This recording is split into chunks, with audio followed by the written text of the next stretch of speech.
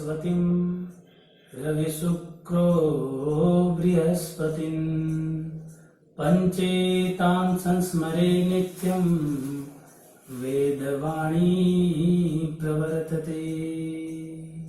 नमस्कार मित्रों, वेदांत ज्योतिष YouTube चैनल में आप सभी का स्वागत है। आज आपको ज्योतिष के महत्वपूर्ण सूत्र बताने जा रहे हैं।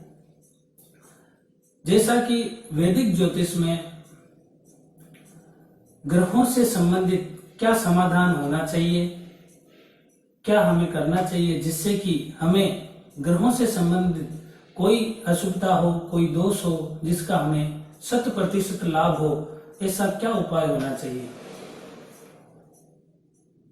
अनेकों प्रकार के उपाय अनेक ज्योतिषाचार्य द्वारा बताए गए हैं।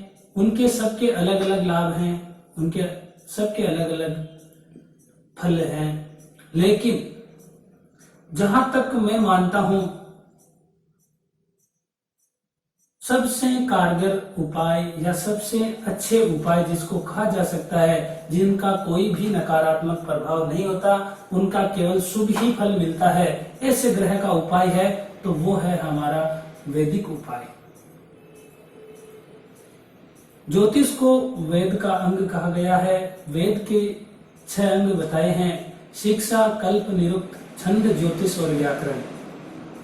और उसमें से ज्योतिष को वेद के चक्षु अर्थात आंखों की उपमा दी गई है। वो इसलिए है क्योंकि ज्योतिष मनुष्य के जीवन में आने वाली समस्याओं को देख सकती है, उनको परख सकती है और उनका उचित समाधान बता सकती है।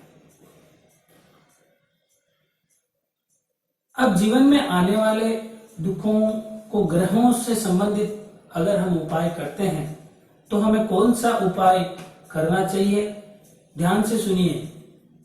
ज्योतिष के हिसाब से 9 ग्रहों के अलग अलग मंत्र बताए गए हैं, जिनमें वैदिक मंत्र है। उन वैदिक मंत्रों की एक निश्चित संख्या बताई गई है। अलग अलग ग्रहों की अलग अलग संख्या है। उन संख्याओं में उन ग्रहों के मंत्रों के जप करने चाहिए। ऐसा समझिए कि उन ग्रहों के जप किसी विद्वान, ब्राह्मण, पंडित आदि से करवाना चाहिए। जैसे सूर्य की जप संख्या है 7000, चंद्रमा की 11000, मंगल की 10000, बुध ग्रह की जप संख्या है 9000, बृहस्पति की जप संख्या है 19000, शुक्र ग्रह की जप संख्या है 16000, शनि ग्रह की जप संख्या है 23000, राहु ग्रह की जप संख्या 18000 और केतु की 17000। यह जप संख्या वैदिक मंत्र के लिए बताई गई है। इस जप संख्याओं को अधिक लाभ के लिए 4 गुना तक किया जा सकता है।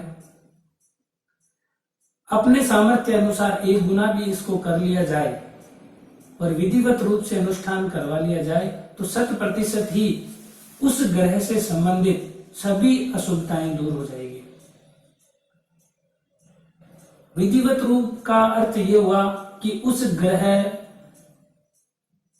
का आवाहन, उसके अधिदेवता और प्रत्यादि देवता के साथ में उस ग्रह का प्रतिष्ठापन, तदोपरांत उसका पूजन और अर्चन, फिर उसके निश्चित संख्या में दी हुई संख्या है उस मंत्र के जप, उसके उपरांत हवन, तर्पण और मार्जन।